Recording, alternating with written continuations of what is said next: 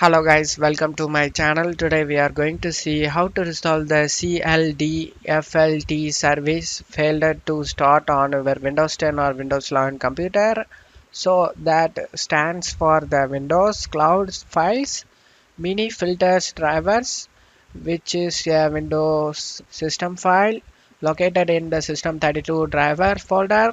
It's time to the Microsoft OneDrive application. Let's fix it, guys. Go to search menu and type registry editor. Click run as administrator and select yes, guys. Now in the registry you just need to expand the H key local machine and expand the system and expand the control set 001 and now expand the services, and now you just need to search for CldFlt, search for it, CldFlt.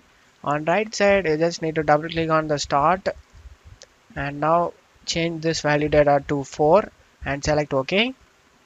For changes take effect, you just need to go ahead and restart your PC, guys. Close it off here and now go ahead and restart your PC.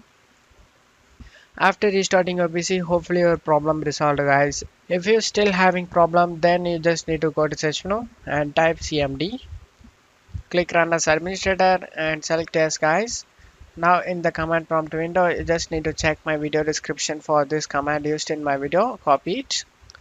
Tap the bar, right click, eject and paste it. Press enter.